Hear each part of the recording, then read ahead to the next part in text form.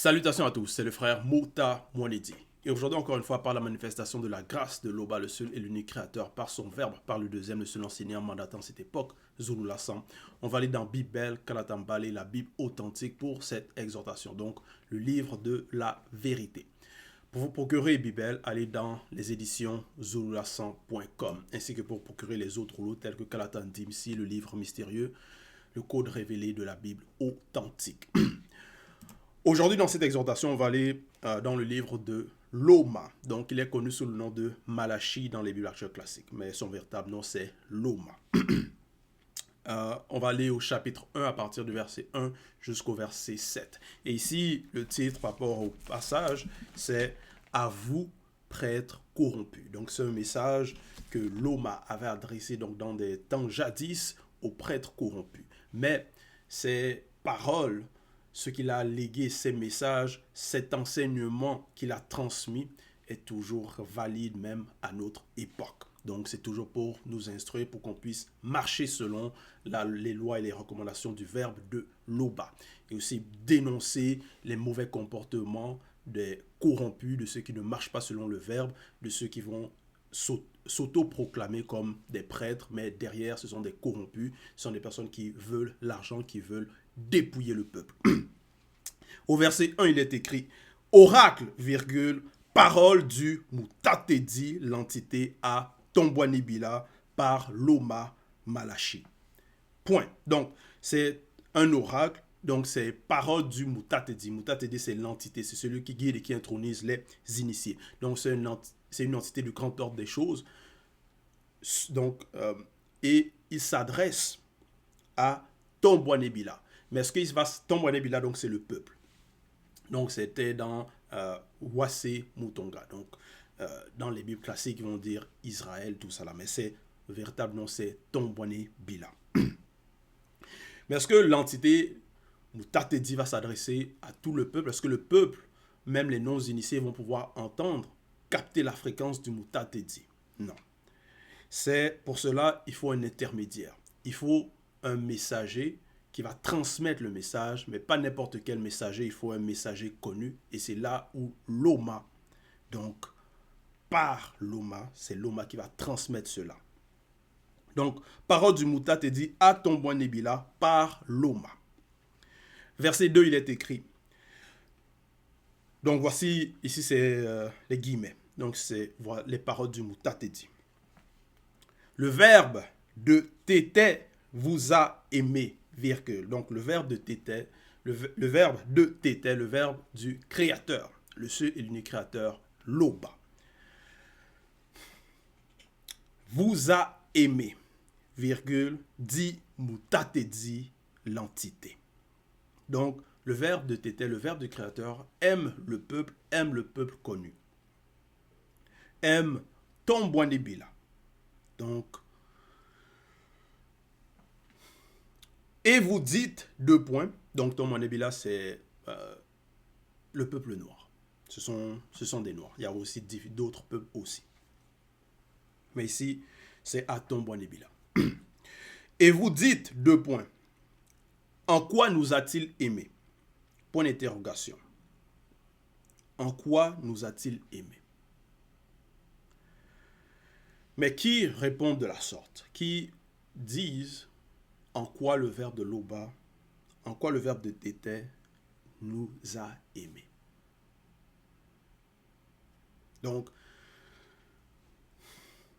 là, dans cette interrogation, ça va être un questionnement, mais ça va être des personnes qui réellement ne connaissent pas l'histoire, ne comprennent pas les choses, ne captent pas par rapport à la fréquence de cet amour-là,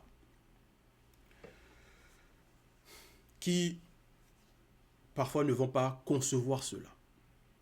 Parce qu'il est écrit ici, le verbe de tété vous a aimé, dit Mutatedi, l'entité, et vous dites.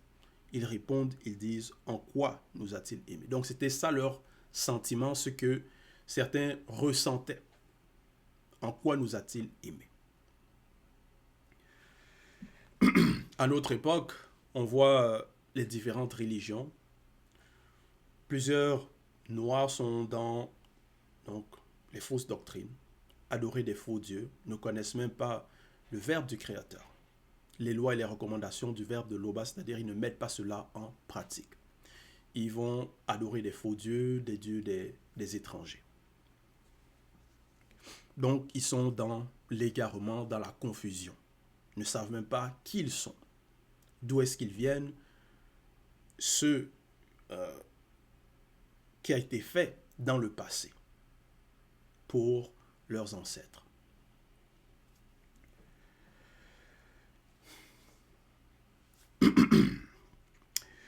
Et vous dites, en quoi nous a-t-il aimé, point d'interrogation. La suite, il est écrit, Ben Enojita Eso, dans la parenthèse, mais son nom c'est donc Ben Enojita, n'est-il pas frère de Tindi, entre parenthèses Jacob, point d'interrogation. Dit Mutate dit l'entité, virgule.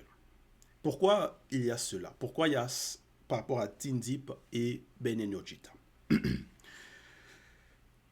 Parce que par rapport à Tombouan Nebila, ça va être le peuple donc qui va sortir de Tindi. Et Ben Enojita, c'était le frère de Tindi. Donc là, par rapport à la réponse, c'est un enseignement déjà par rapport à l'histoire aussi. D'où est-ce que le peuple sort? Qu'est-ce qui s'est passé dans les temps jadis, dans l'histoire? Qu'est-ce qui a marqué donc ce peuple? Comment ce patriarche Tindi a marqué son époque? Parce que c'est important de savoir cela. L'histoire des patriarches, des prophètes, des matriarches, ce qu'ils ont fait, les combats qu'ils ont menés. Parce que derrière cela, ce sont des enseignements pour les générations futures aussi. Donc ce sont des leçons à ne pas oublier. Ben Enojita Eso n'est-il pas frère de Tindi? Donc il y avait deux frères dans les temps jadis. Deux personnes remarquables. Dit Mutate dit l'entité. Cependant, Tindi a été spirituellement puissant. Cependant, il y a une différence. Il y a eu quelqu'un qui s'est démarqué. Cependant, Tindi a été spirituellement puissant. Verset 3. Et Ben Enojita a méprisé la loi du verbe de Tété, virgule. Et Ben Enojita a méprisé la loi du verbe de Tété, virgule. Mundi Mabeko qui s'est dit a fait de ces montagnes une solitude. Point. Donc, dans l'histoire par rapport à Ben Enojita, il a méprisé par rapport au le droit d'aînesse. Il a méprisé cela. En cela, donc, il a méprisé la loi du verbe de Tété. Donc, il a eu un mauvais comportement fait par rapport ici, donc a eu du mépris. Donc, c'est quelque chose, c'était une faute. C'était une faute. Et à cause de cette faute, à cause de ce mépris, à cause de donc, la désobéissance, donc même pas, donc par rapport à son droit d'aînesse, n'a pas considéré cela.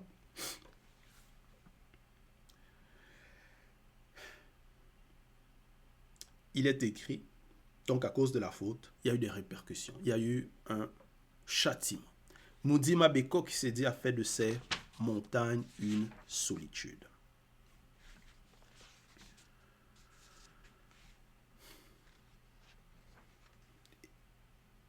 Tindi, lui, il a été spirituellement puissant.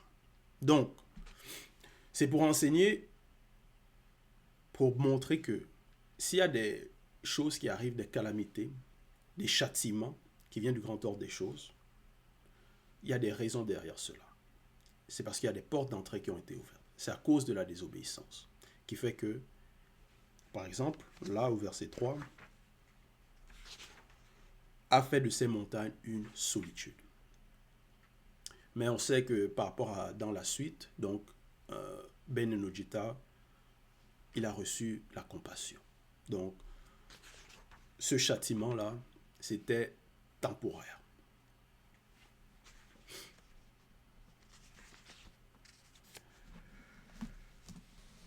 Verset 4. Un fils initié honore son père initié, virgule, et un employé son employeur, virgule. Loba est tété, entre parenthèses, père. Où est donc l'honneur qui lui est dû, point d'interrogation. Il est unique créateur, virgule. Où est la crainte du respect qui lui est dû, qu'on a de lui, point d'interrogation. Dit mutate dit l'entité. Donc, pose la question. Pose donc les questions pour pousser à la réflexion. Donne des exemples. Un fils initié honore son père initié. Parce que le fils initié va respecter son père, ce que son père va lui dire, les enseignements que son père va lui transmettre. L'éducation. Parce que son père, c'est quelqu'un de respectable, c'est un père initié, donc qui a lui aussi reçu l'initiation, qui met en pratique les lois et les recommandations du verbe de Loba. Donc, une bonne personne, juste, sage. Et un employé, son employeur. Donc, même par rapport au travail, donc il donne l'exemple, un employé, donc, honore son employeur, donc respecte aussi son employeur. Loba était père. Où est donc l'honneur qui lui est dû? Parce que plusieurs dans le peuple ne vont pas honorer par leurs actions, par leur comportement, par leurs paroles. Donc ils vont désobéir. Donc en cela, dans les sociétés, il va y avoir quoi? Il va y avoir des prêtres corrompus qui vont raconter du mensonge, qui vont pousser des personnes dans la fausse doctrine. Il va y avoir des faux prophètes qui vont enseigner du mensonge, qui vont pousser des personnes dans l'idolâtrie, à fabriquer des idoles, des statuettes, et se prosterner devant ces statuettes-là. Donc voilà, l'idolâtrie. Il va y avoir donc des personnes qui, dans la corruption, ça va être par rapport à l'argent, vont se laisser corrompre, des juges corrompus aussi, que pour de l'argent, vont bafouer la justice, vont pas faire respecter le droit. Il va y avoir des voleurs, des assassins, donc plein de mauvais comportements, mauvaises actions. Et en cela, et même dans les paroles, par rapport à ce que les personnes vont dire, ils ne vont pas honorer le Créateur.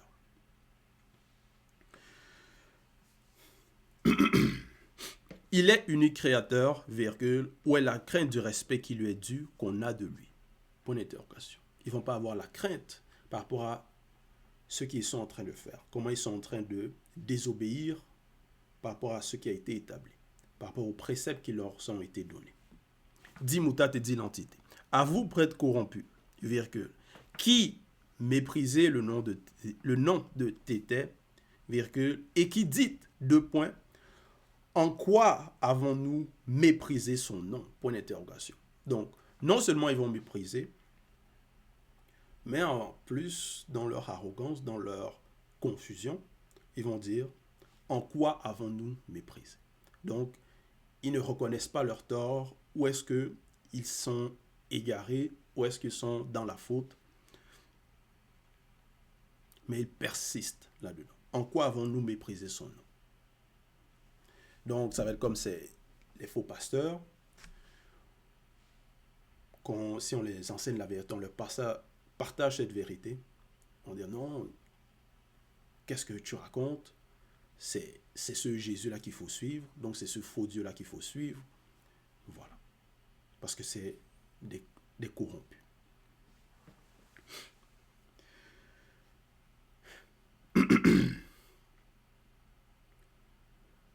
Et ils méprisent le Créateur. Vous offrez des sacrifices d'animaux, donc au verset 5, vous offrez des sacrifices d'animaux, virgule, et vous dites deux points, en quoi avons-nous péché? Point d'interrogation. Donc, il y a plusieurs pratiques ainsi. Même dans Ouassé, dans certains villages, certains qui vont faire des sacrifices pour des faux dieux. Derrière, ce sont des démons qui vont offrir. Ça va être parfois des coqs qui vont égorger, des pratiques abominables, même par rapport à dans le vaudou, tout ça là. Donc, que soi-disant, non, tu vas offrir un animal en sacrifice, tuer l'animal, soit pour obtenir quelque chose ou pour obtenir le pardon des péchés. Alors que cet acte-là même, c'est un péché. Vous offrez des sacrifices d'animaux et vous dites, en quoi avons-nous péché? Donc, ils ne connaissent même pas, ne reconnaissent même pas que les abominations qu'ils sont en train de faire, à quel point ça n'a même pas de sens, soi-disant de offrir un animal à, soi-disant, leur Dieu. Bon. Si, soi-disant, la personne offre un animal, non, je vais tuer l'animal pour offrir cela, soi-disant, au Créateur. Mais est-ce que tout ne lui appartient pas? Donc déjà, il y a la confusion. En quoi? En tuant l'animal, peut-être en brûlant, en lui offrant, en brûlant la graisse, en quoi ça va soi-disant lui faire plaisir? Il va recevoir cela comment? Donc, est-ce qu'il mange cela?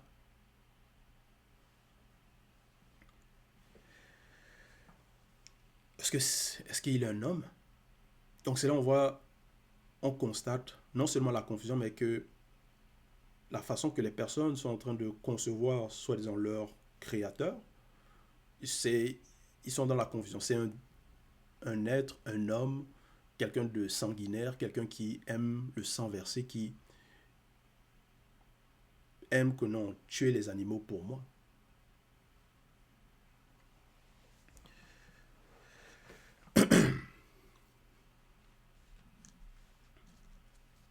Alors que la logique veut que dans la compréhension, dans l'initiation, on comprend que toute chose lui appartient au Créateur, puisqu'il a créé les cieux et la terre.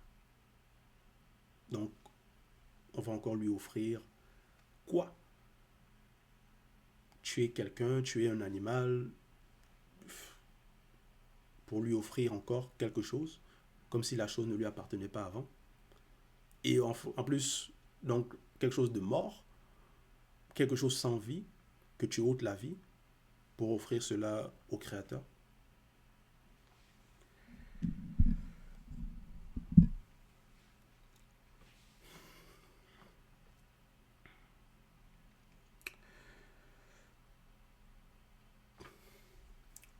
Verset 6.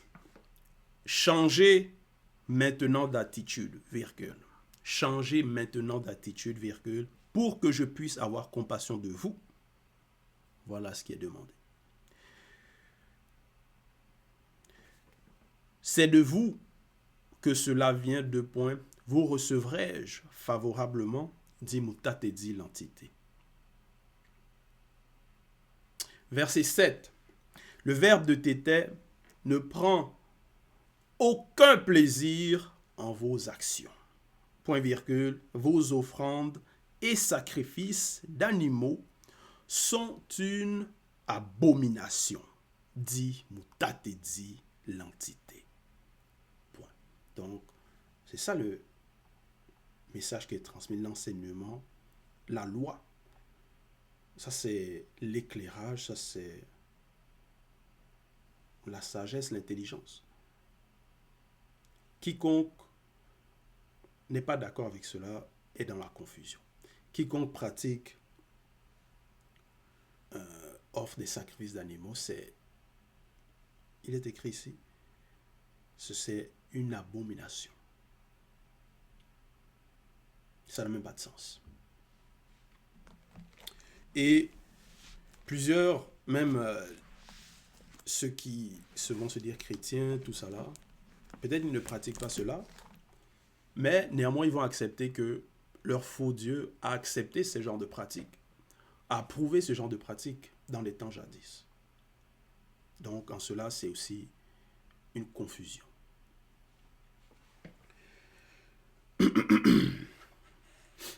Donc, voilà, c'était donc l'exhortation. Toute gloire et tout honneur à l'Oba, le seul et l'unique Créateur.